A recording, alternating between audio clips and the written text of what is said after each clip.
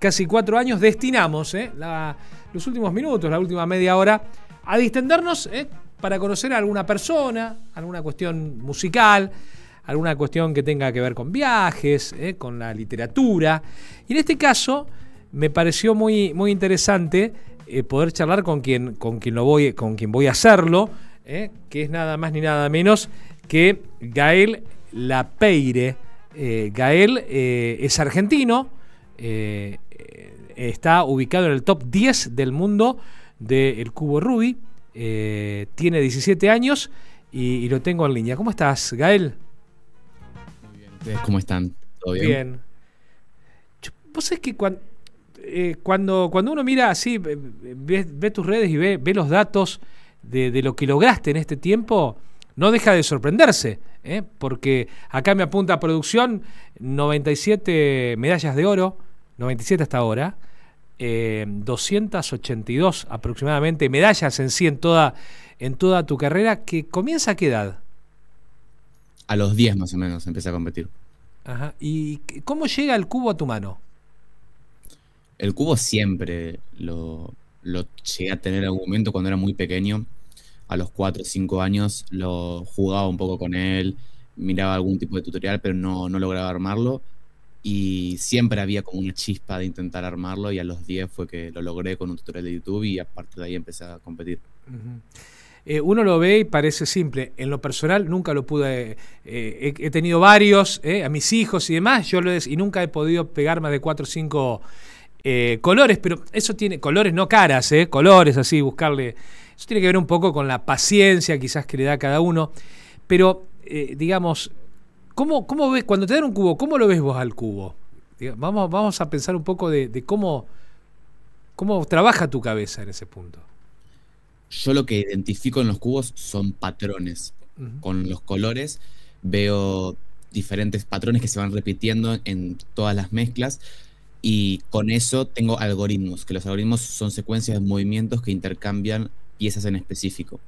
Y las combinaciones totales son 43 quintillones, o sea, no tendría sentido intentar memorizarme todas las posibilidades para armar el cubo, pero lo que hago es identificar algunas piezas que puedo armar, como puede ser, por ejemplo, la primera cara, y a partir de ahí voy reduciendo esas posibilidades, haciendo generando casos cada vez más fáciles, y voy aprendiendo algoritmos para solucionar esos casos. Entonces, si yo veo piezas determinadas, el primer paso son ver 4 piezas que armas una cruz en el 3×3. Acá uno de los compañeros que se tuvo que retirar me dejó una pregunta para vos, Nacho Vladi, que se encarga del deporte aquí en la mañana. Me dice, preguntale si siempre empieza con armar una misma cara de color. ¿Se entiende lo que quiero decir? Sí, el cubo se arma por capas, en realidad, no por caras. Lo muestro rápidamente, ¿no? El cubo tiene una primera capa, una segunda capa y una tercera, que es la de acá arriba. Bien. Y no se arma por caras. El primer paso es armar una cruz. En casi todos los métodos, hay métodos que cambian, pero el primer paso es armar una cruz, que lo puedo hacer rápido para que me entiendas. Es armar una cruz normalmente blanca. Sí. Después, a ver, esto es...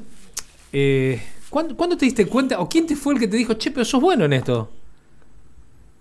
Porque ahí es donde se despertó otra faceta, decir, che, ¿y cómo compito? Digamos, ¿qué pasó ahí? ¿Cómo llegás a eso? Sí, se despertó una faceta muy competitiva, y bueno, al principio lo armaba porque era algo que me divertía hacer, el armar el cubo más rápido, pero empecé a descubrir que había una comunidad, que había torneos, y hay una asociación, la WCA, que respalda todos los torneos oficiales, y cuando hubo un torneo acá en Argentina, en 2018, en Buenos Aires, aproveché que me quedaba cerca y fui. Y después de eso es mucha motivación ir a tu primer torneo, porque descubrí gente que le gusta lo mismo que vos, y al menos en lo personal es algo que me apasiona mucho, el poder practicar y competir en una disciplina como esta, que es como todo tan preciso, todos los tiempos, haces una centésima más, no es récord, una centésima menos sí es récord. Y yo mismo me fui motivando en el sentido de decir, ok, quiero seguir este camino, quiero llegar a tener buenos tiempos, incluso récords.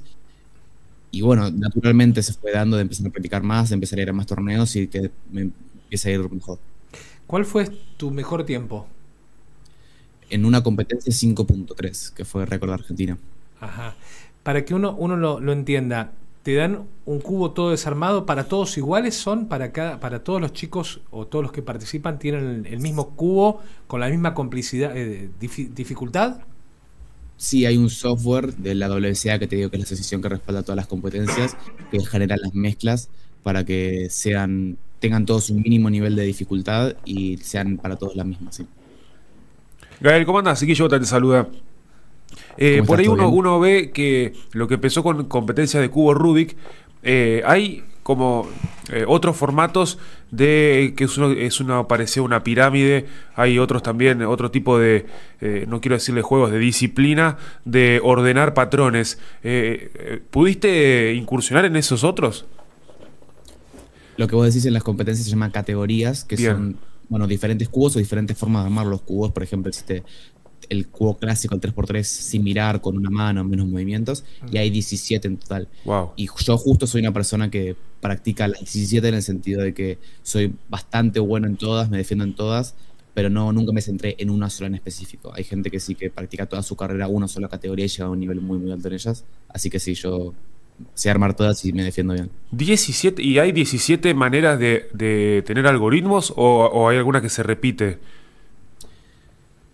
Bueno, lo que pasa cuando empezás a practicar muchas categorías es que ser bueno, no sé, en el que es una pirámide te ayuda para ser bueno en el que se deforman, porque hay ciertos conceptos que se practican y que son parecidos. Por ejemplo, girar el cubo rápido suele ser, si giras el cubo rápido en uno, suele girarlo rápido en otro.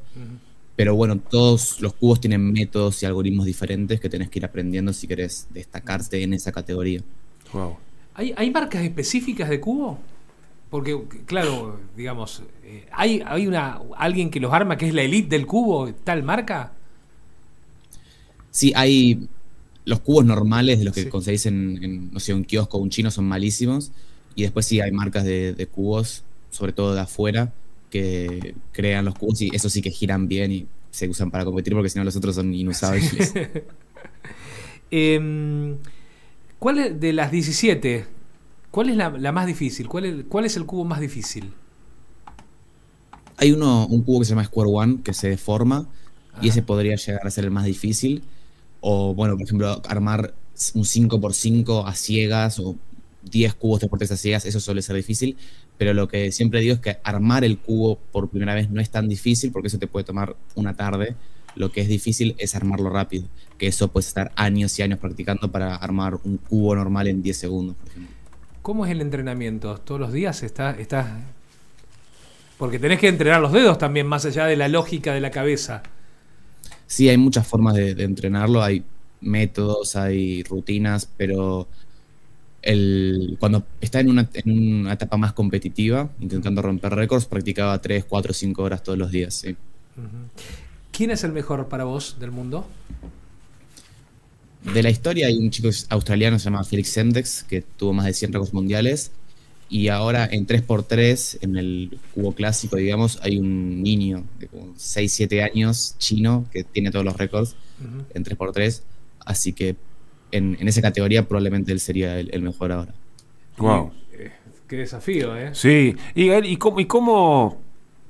cómo llevas la vida de ser competidor de cubo Rubik con el resto? Porque en todos estos años de ir compitiendo, de ir destacándote, supongo que terminaste la escuela, en algún momento vas a estar en edad de estudiar o proyectar tu vida quizás en la disciplina. ¿Cómo te ves? Bueno, hay un montón de herramientas que me ayudaron para diversas áreas de mi vida, que es un poco de lo que hablo en mi primer libro, Ajá. que, bueno, lo divido en cómo practicar y cómo competir, que cómo practicar está orientado a cómo adoptar un nuevo hábito, cómo ponerse objetivos inteligentes, cómo estudiar, cómo memorizar. Todo eso me ayuda un montón para la secundaria, que sigo cursando la secundaria, sí. Y después el otro capítulo sería de cómo competir una disciplina, que son consejos sobre cómo controlar las emociones, cómo no ponerte nervioso, cómo cambiar tus valores y empezar a apreciar otro tipo de cosas para poner como las cosas en su lugar, los resultados en su lugar y lograr ser feliz compitiendo, que es algo muy difícil, cómo tolerar el fracaso y ese tipo de cuestiones que si quieren nos podemos detener alguna que les haya llamado la atención, pero hay un montón que aprendí en estos claro, años. Uno piensa en la presión que uno tiene al competir en lo que sea. Hay presión. Así seas un ajedrecista, hay presión, ¿entendés? ¿Cómo manejar eso? Hay muchísima presión, más que en otros deportes, porque vos pensás lo meticuloso que tiene que ser cada movimiento con todos los dedos, y los meses de práctica se definen en 5 segundos. Quien sabe un partido de tenis, por más de que sea individual, estás 40 minutos y es un deporte como muy físico, que estar nervioso incluso quizás te ayuda a tener más adrenalina. En este caso es todo lo contrario, tienes que estar muy sereno, muy tranquilo, con la mente muy fría, y todo se define en 5 segundos, entonces tiene que ser prácticamente impoluta la resolución. Entonces es muy importante, y algo que todos los cuberos lidiamos, el controlar las emociones, los nervios, la presión. Bueno, tenés 17 años, vamos a hablar de la Biblia cubera, el santo grial para aquellos que no debe serlo, estimo yo. Me refiero a un libro, ya a los 17 años, un libro. ¿Cómo sale la idea de armar el libro? Y bueno, ¿quién te fue ayudando? Porque, digamos, seguramente hubo bastantes personas involucradas en ese proceso. El primer libro surge en 2024, y ahí ya se me había ocurrido la idea de hacer un libro que yo lo llamaba Lo que aprendí al speedcubing sirvió para la vida, y después la vida volcada al speedcubing, es decir, todos los conocimientos que yo sé del speedcubing volcado en un libro. No me dio tiempo para hacer los dos juntos, pero este año sí que lo hice. Y bueno, es un libro que es el resultado de 8 años de mi vida. O sea, todo el conocimiento que yo tengo de los cubos está puesto en ese libro, que te enseña desde cómo armar todas las categorías que habíamos hablado antes, la pirámide, el 2x2, el 3x3, todas las categorías están ahí para aprenderlas a armar de la forma más fácil posible, sin ningún tipo de conocimiento. Y después el libro te va guiando para consejos, para métodos más avanzados, hasta llegar a un nivel altísimo. O sea, mi nivel, todo lo que yo sé, y además lo que vos decías de colaboraciones, que invité a 40 de los mejores speedcubers del mundo para que den consejos en la categoría en las que ellos se destacan. Más allá de eso, no hubo... Yo edité el libro, tiene un montón de ilustraciones, las hice yo, sí. Yo lo pagué con mis ahorros, entonces más allá de esa ayuda que que le agradezco mucho, no hubo otro tipo de colaboración. Bueno, para traducirlo al inglés, un traductor, pero bueno, también lo pagué yo. Sí. ¿Tenés el libro por ahí? ¿Podemos mostrar la portada? Sí. Martín, a ver, abrí cámara. Ahí tenemos. A ver, ahí está el libro. Espectacular. Lo has presentado en la Feria del Libro, has firmado mucho autógrafo, tengo entendido.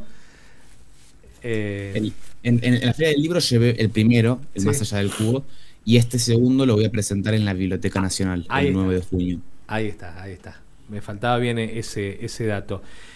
A ver, ¿has viajado por el mundo con este oficio del cubo? Por muchas provincias de Argentina, sí. Por Uruguay, a Brasil fui también por el Sudamericano, y ahora en julio me voy al Mundial en Estados Unidos. Bien, y ahí seguramente en Estados Unidos vas a conocer a muchos que de nombre conocías, pero no personalmente. Sí, sin duda, sí. Va a estar muy bueno. No hay límite para esto, ¿verdad? ¿No hay límite, perdón, para qué? Para esto, para lo que haces vos, no hay límite. No, está muy bueno porque son, lo que te digo, 17 categorías, entonces podés practicar muchísimo una categoría. De todas formas, nunca vas a alcanzar un límite en una sola categoría, y si te aburrís de una, tenés 16 más para practicar, entonces no. Está muy bueno porque el límite te lo pones vos. Bien, se nota que sos una persona muy tranquila, que controlás mucho las emociones, porque tenemos una charla muy amena, no nos conocemos, pero digamos, tenés mucha seguridad en todos tus conceptos, y eso está muy bueno. Entiendo que eso te llevó a que algunas empresas se interesaran por tu forma de pensamiento para aplicarlos en otras cosas. ¿Es así? Sí, eso es de lo que hablo todo en mi primer libro, que es que mucha gente ve esta disciplina como, el que arma los cubitos, o como algo que le resta importancia, y al menos para mí, que llevo practicando tantos años esta disciplina, es algo que me enseñó un montón de la vida, y es lo que pretendo compartir en ese libro para cualquier tipo de persona. No hablo desde terminología técnica, así que no es necesario ser un speedcuber para leerlo.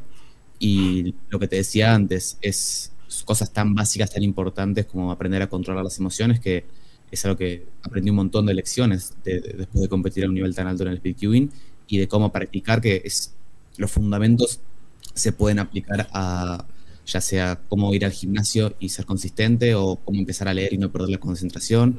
O, por ejemplo, yo estoy en una escuela técnica estudiando programación, entonces me sirve para aprender la lógica de programación.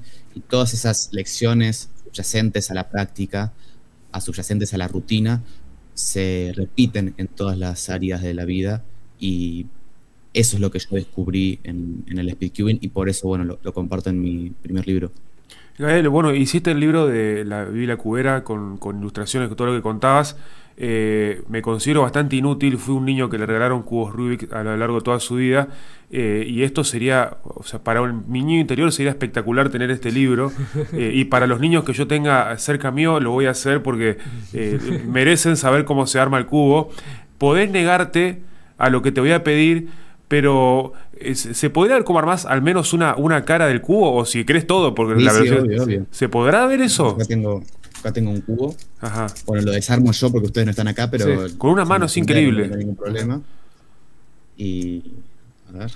Espera que me Ahí paro lo mejor miraste. para que se vea. Sí. Sin presiones. Ahí lo está armando en tiempo récord. Es impresionante cómo va moviendo los colores. Bueno, dijo que no hay capas, sino que hay capas y no hay caras. Ahí está, lo armó. Ahí está, mirá. Es increíble. Pero no sé en qué momento pasó todo eso, porque yo veía todo desordenado. Es impresionante. Es como... Sí, ahora estoy con las manos frías, no podría haberlo hecho un poquito más rápido. No, para mí fue magia, directamente fue magia. Ahí, vos que jugás a radio, ahí hablamos de otro tema. ¿Cómo se entrenan los dedos para tenerlos calientes para cuando tenés que competir? ¿Hay algún proceso? Lo que vos decís se llaman fingertips, que son la forma de mover el cubo. Ajá. Hay fingertips como más avanzados que otros, pero lo más básico es, en vez de girar el cubo con las muñecas, que la mayoría cuando empieza a armarlo de forma intuitiva Sí. lo gira así con las Claro. muñecas, es girarlo con los dedos. Así. Bien. Bien, Y con eso puedes combinar movimientos y hacerlos mucho más rápido. Ujú. espectacular. Bien, justo hemos tomado... No Es, sabía esa es verdad parte, que pero uno bien. lo hace con la muñeca y usted no mueve Sí. las muñecas. Es impresionante. Yo te pregunté el tema si había marcas específicas. Y bueno, estamos en radio, estamos en la tele, podemos hablar de eso. Me decías vos que el del chino o el de la juguetería de acá a la vuelta no son los más rápidos ni los mejores. Contame un poco qué marcas, con qué se empieza a tener un cubo, o a partir de qué marca el cubo tiene ese movimiento tan veloz. El cubo que yo recomiendo para la gente que está empezando, o incluso la gente intermedia, se llama 3x3 Meilong, que es de la marca Moshu. Y lo que hago es, yo lo vendo en mi tienda con un sistema de lubricación, que además de que el cubo es bueno y es barato, yo le pongo lubricante, lo ajusto, lo limpio por adentro para que gire mejor.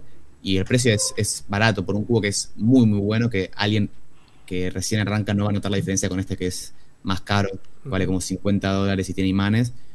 Y el cubo ese lubricado cuesta 10.000 pesos. Entonces, con ese cubo ya podés competir a niveles muy buenos, hacer tiempos de 10 segundos, y te cuesta bastante poco. Después, si quieres algo más avanzado, las mejores marcas suelen ser Moshu o GAN, te diría que esas son las dos más grandes, pero bueno, hay varias otras. Y cuando vas a un torneo te dicen el cubo, te lo provee el torneo, y generalmente es de estas marcas, de las premium. No, el cubo lo llevas vos. Vos Bien. compras el cubo que a vos más te guste. Ajá. No hay forma de trucar el cubo.